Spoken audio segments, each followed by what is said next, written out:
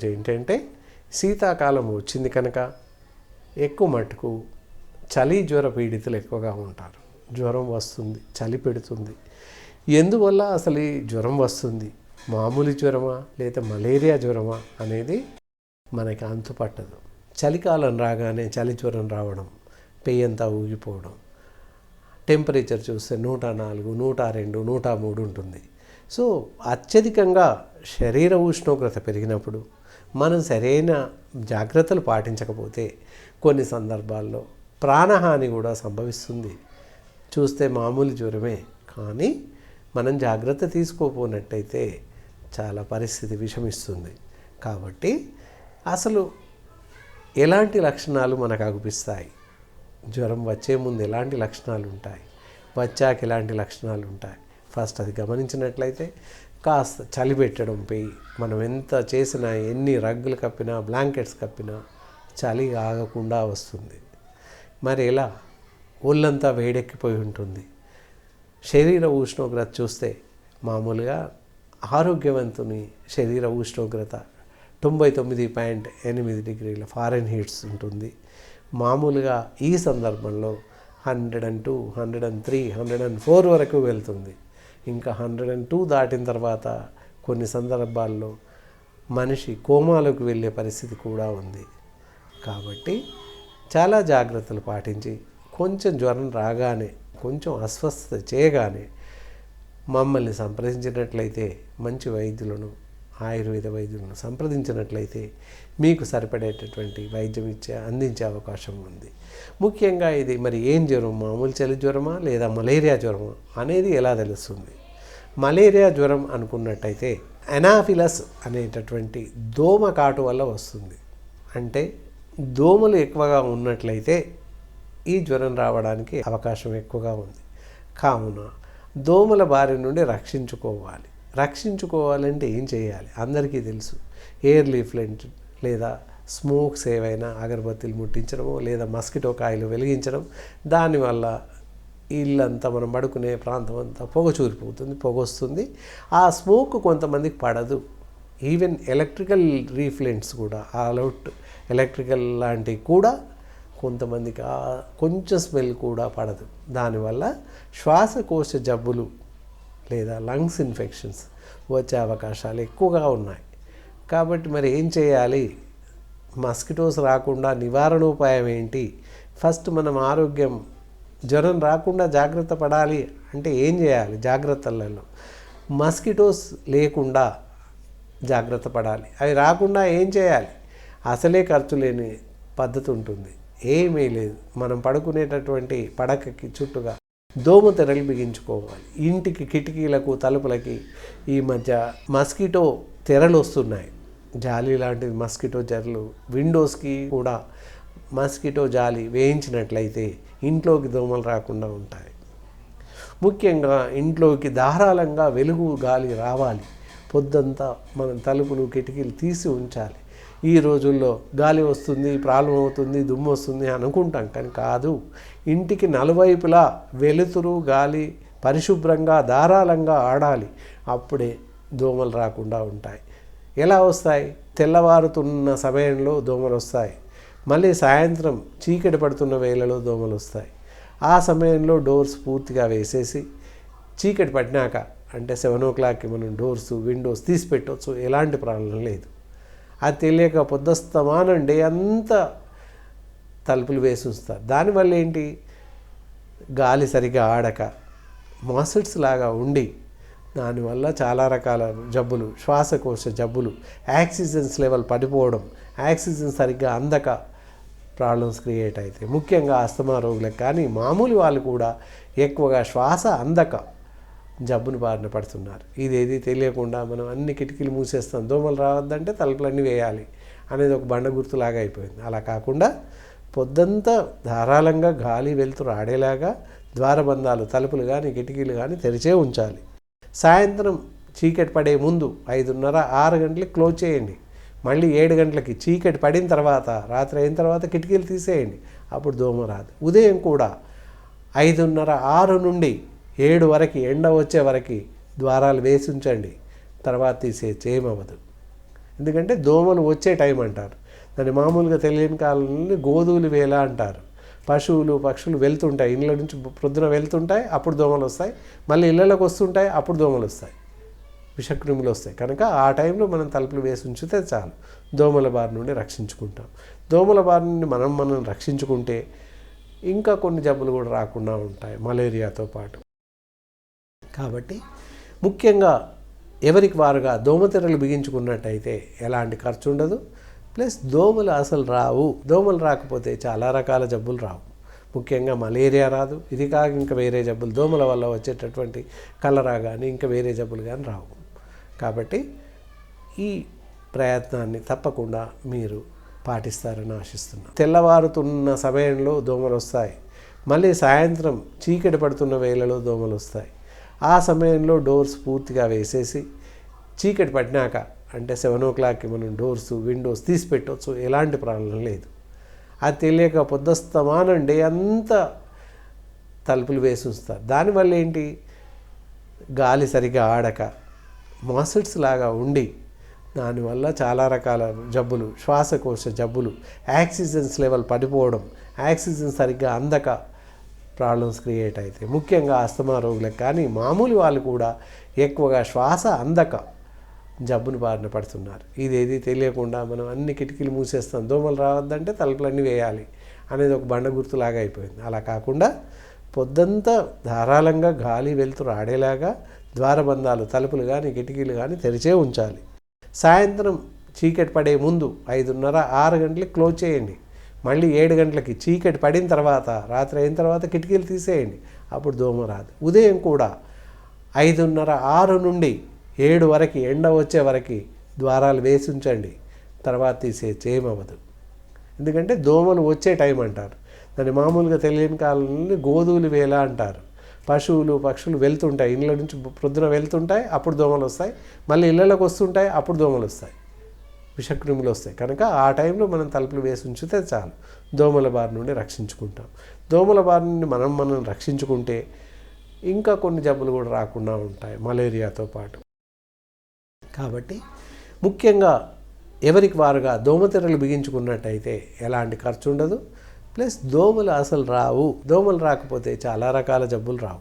ముఖ్యంగా మలేరియా రాదు. ఇది కాక ఇంకా వేరే జబ్బులు దోమల వల్ల వచ్చేటటువంటి కలరా కానీ ఇంకా వేరే జబ్బులు కానీ రావు. కాబట్టి ఈ ప్రయత్నాన్ని తప్పకుండా మీరు పాటిస్తారని ఆశిస్తున్నాం. ఒకవేళ జ్వరం వచ్చింది, ఎన్ని జాగ్రత్తలు తీసుకున్నాం, లేదా జాగ్రత్తలు తీసుకోకపోవడం వల్ల, అజాగ్రత్త వల్ల కూడా జ్వరం వచ్చేసింది, ఒళ్ళు కాలిపోతుంది అనగానే వెంటనే మంచి మా ఆయుర్వేద వైద్యులను సంప్రదించినట్లయితే మీకు పరీక్ష చేసి ఇది మలేరియా జ్వరమే అని నిర్ధారించి, లేదా చలి జ్వరమా అని నిర్ధారించి దానికి ప్రత్యేకమైన మందులు ఉంటాయి, ఆ మందులు ఇచ్చి మీకు పూర్తిగా జ్వరాన్ని తగ్గించే అవకాశం ఉంది. ఆయుర్వేదంలో పూర్తి స్థాయిలో తగ్గించడానికి ఎలాంటి సైడ్ ఎఫెక్ట్స్ లేని, రియాక్షన్స్ లేని మందులు ఉన్నాయి.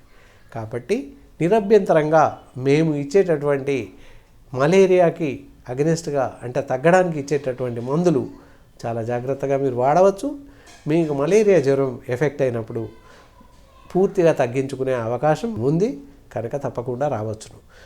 ఇంకా ఈ పరిస్థితుల్లో ముఖ్యంగా చలి బారి నుంచి మిమ్మల్ని మీరు కాపాడుకోవాలి. ఎలా అంటే రగ్గులు, బ్లాంకెట్స్ కప్పుకొని పడుకోవడం, స్వెటర్స్ ధరించడం చాలా ముఖ్యం. వేడి నీరు తాగడం చాలా శ్రేయస్కరం. ఇలాంటి పరిస్థితుల్లో చలి తగ్గుతుంది, శరీర ఉష్ణోగ్రత తగ్గుతుంది. జ్వరం అలాగే వస్తున్నప్పుడు ఇంకొక పని చేయొచ్చు. సాధారణమైన వాటర్, మనం వాడుతున్నటువంటి వాటర్ ఒక బౌల్లో తీసుకొని అలాగే జ్వరం ఎక్కువగా ఉన్నప్పుడు అందులో చిన్న టవల్ లాంటిది, కర్చీఫ్ లాంటిది అందులో ముంచేసి తల నుండి పాదాల వరకు నీటితో రోగి పొట్టపైన, కాళ్ళపైన తుడిచి అద్దినట్లయితే వెనుక భాగం కూడా, వీపు ప్రాంతం, కాళ్ళ ప్రాంతం పూర్తిగా తడిగుడ్డతో తుడిచినట్లయితే జ్వరం తొందరగా తగ్గే అవకాశం ఉంది. ప్రమాదానికి లోను కాకుండా ఉంటారు. ఇంత చలి పెడుతుంది, చలి జ్వరం కదా ఎలా కాపమంటారని అందరికీ ఒక అపోహ ఉంటుంది. కానీ దీనివల్ల చలి ఉండదు, చలి తగ్గిపోతుంది. ఎందుకంటే శరీర ఉష్ణోగ్రతని నీటి ద్వారా తగ్గించే అవకాశం ఉంది కనుక సాధారణమైన వాటర్, మనం మామూలుగా వంటకు దానికి వాడుతున్నటువంటి నీళ్ళని చిన్న బౌల్లో తీసుకొని అలాగే అందులో బట్ట ముంచి ఒళ్ళంతా తుడవాలి. మందులు వాడుతున్నప్పటికీ ఈ ప్రయత్నం చేయడం వల్ల జ్వర తీవ్రత తగ్గే అవకాశం ఉంది, తొందరగా తగ్గడానికి అవకాశము ఉంది. కాబట్టి ఈ మందులు వాడుతూ ఇలాంటి సపర్యలు రోగికి చేసినట్లయితే, అందించినట్లయితే త్వరగా మలేరియా బారి నుంచి బయటపడే అవకాశం ఉంది. అంతేకాకుండా జ్వరం ఉన్న పరిస్థితుల్లో ఎలాంటి ఆహారం తీసుకోవాలి, అందరికీ ఒక రకమైన అనుమానం ఉంటుంది. ఏం తీసుకోవాలి, ఏం తినాలి, ఏం తినకూడదు. ముందుగా తీసుకోకూడని ఆహార పదార్థాలు, నిషిద్ధమైన ఆహార పదార్థాలు ఏంటంటే వేపుళ్ళు కానీ ఫ్రైస్ కానీ తినకూడదు. అలాగే జంక్ ఫుడ్స్, బయట తీసుకున్న ఆహారం తినకూడదు. ముఖ్యంగా అన్నం మానేయడం మంచిది. జనరల్గా రైస్ అందరం తీసుకుంటాం, రైస్ మానేయడం మంచిది జ్వరం తగ్గే వరకు. తగ్గిన తర్వాత మామూలుగా ఆహారం తీసుకోవచ్చు. మరి ఏం తినాలి? జావ, పళ్ళ రసాలు అలాంటివి, గోధుమ జావ కానీ రాగి జావ కానీ, పళ్ళు పళ్ళ రసాలు తీసుకోవచ్చును. ఈ జ్వర తీవ్రత ఎక్కువగా ఉన్నప్పుడు మినిమం తక్కువ 1 నుండి 4 రోజులు 5 రోజుల వరకు మలేరియా జ్వరం ఉంటుంది. కానీ ఒక 10 రోజులు 15 రోజుల వరకు మందులు మేము ప్రిస్క్రైబ్ చేస్తాము. దాన్ని బట్టి మేము చెప్పిన ప్రకారంగా వాడుతూ ఈ పథ్యం అపథ్యం ఏ అయితే వాడొద్దు అన్నాము, ఆహారం తీసుకోకూడదు, ఆహారం మీన్స్ అన్నం తినకూడదు, అది తప్ప పళ్ళ రసాలు, జావ, రాగి కానీ గోధుమ జావ కానీ చేసి అది వాడినట్లయితే తొందరగా జ్వరం బారి నుంచి బయటపడే అవకాశం ఉంది. జ్వరం ఉన్న పరిస్థితుల్లో ఎలాంటి ఆహారం తీసుకోవాలి, అందరికీ ఒక రకమైన అనుమానం ఉంటుంది. ఏం తీసుకోవాలి, ఏం తినాలి, ఏం తినకూడదు. ముందుగా తీసుకోకూడని ఆహార పదార్థాలు, నిషిద్ధమైన ఆహార పదార్థాలు ఏంటంటే వేపుళ్ళు కానీ ఫ్రైస్ కానీ తినకూడదు. అలాగే జంక్ ఫుడ్స్, బయట తీసుకున్న ఆహారం తినకూడదు. ముఖ్యంగా అన్నం మానేయడం మంచిది. జనరల్గా రైస్ అందరం తీసుకుంటాం, రైస్ మానేయడం మంచిది జ్వరం తగ్గే వరకు. తగ్గిన తర్వాత మామూలుగా ఆహారం తీసుకోవచ్చు. మరి ఏం తినాలి? జావ, పళ్ళ రసాలు అలాంటివి, గోధుమ జావ కానీ రాగి జావ కానీ, పళ్ళు పళ్ళ రసాలు తీసుకోవచ్చును. ఈ జ్వర తీవ్రత ఎక్కువగా ఉన్నప్పుడు మినిమం తక్కువ 1 నుండి 4 రోజులు 5 రోజుల వరకు మలేరియా జ్వరం ఉంటుంది. కానీ ఒక 10 రోజులు 15 రోజుల వరకు మందులు మేము ప్రిస్క్రైబ్ చేస్తాము.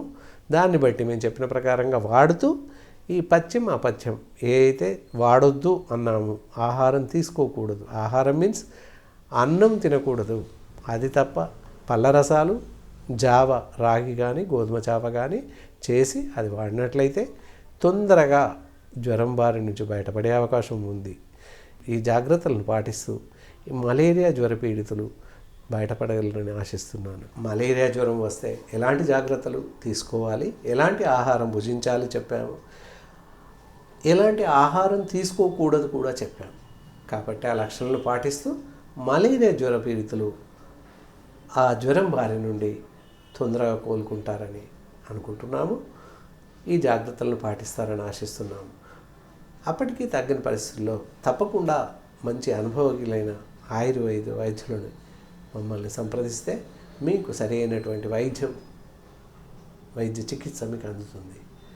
ఇంకా ముఖ్యమైన విషయాలు ఏంటంటే మనం ఆరోగ్యంగా ఉండాలి అనుకున్నప్పుడు చాలా రకాల పద్ధతులను, ఆరోగ్య లక్షణాలను, మన జీవన శైలి, జీవన విధానాన్ని ముఖ్యంగా మార్చుకోవాల్సిన అవసరం ఎంతైనా ఉంది. ప్రతి వారు కూడా జీవన శైలిలో చాలా రకాల మార్పులు చోటు చేసుకున్నాయి. మనం చేస్తున్న పని ప్రాంతంలో కానీ, మనం చదువుతున్న ప్రాంతంలో కానీ, ఇతరత్ర విషయాలన్నీ కూడా మనం జీవనశైలిని మార్చుకోవడానికి దోహదపడుతున్నాయి. ఏదైతే జీవనశైలి ఉందో ఇప్పుడు ప్రస్తుతం ఉన్న పరిస్థితుల్లో, ఈ వేగవంతమైనటువంటి జీవితంలో మనం పక్కవారిని చూసుకొని నేర్చుకునే పరిస్థితి ఏర్పడుతుంది. కానీ అన్ని పక్కవారిని చూసి నేర్చుకోవాల్సిన అవసరం లేదు. అందులో చాలా మట్టుకు మనం అవలంబించినటువంటి పద్ధతులు ఉన్నాయి. కొంతమంది ఏం చేస్తారు, కొంతమంది ఏం చేయరు, అవి ఎంతవరకు మనకు పనిచేస్తాయి అనేది ఆలోచించాలి. ముఖ్యంగా ఆహార నియమాలు జాగ్రత్తగా పాటించాలి. నిద్ర, ఆహారం చాలా ముఖ్యం. దాంతోపాటుగా శారీరక ఎక్సర్సైజ్, వ్యాయామం అంటే భౌతికంగా శరీరానికి కొంత ఎక్సర్సైజ్, శారీరక శ్రమ అవసరం.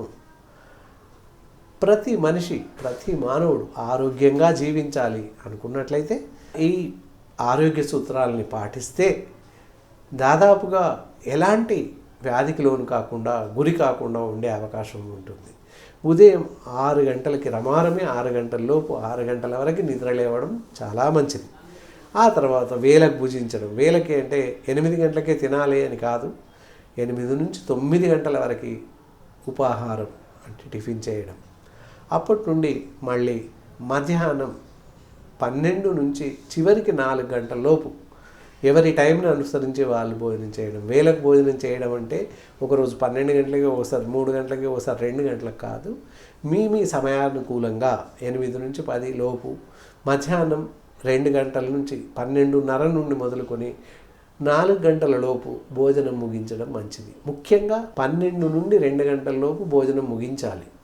ఇతరత్రా సమయం దాటకూడదు. మధ్యాహ్నం భోజనం వేళ మించిపోతే సాయంత్రం భోజనం చేయలేము. ఏదో తినాలని తింటే ఆయాసం ఎక్కువ అవుతుంది, మనకు అవసరానికి మించి ఆహారం తీసుకున్న వాళ్ళం అవుతాము. కాబట్టి అజీర్తి జబ్బులు వచ్చే అవకాశం ఉంది. జీర్ణాశయం మీద బరువు పడుతుంది, దానివల్ల జీర్ణాశయ వ్యాధులు వస్తాయి. ఒకవేళ 2 లోపు తినలేని పరిస్థితుల్లో సాయంత్రం 4 గంటలకి ఏదైనా అల్పాహారం తీసుకోవడం, పళ్ళు తీసుకోవడం మంచిది. భోజనం పూర్తిగా మానేయడం చాలా మంచిది.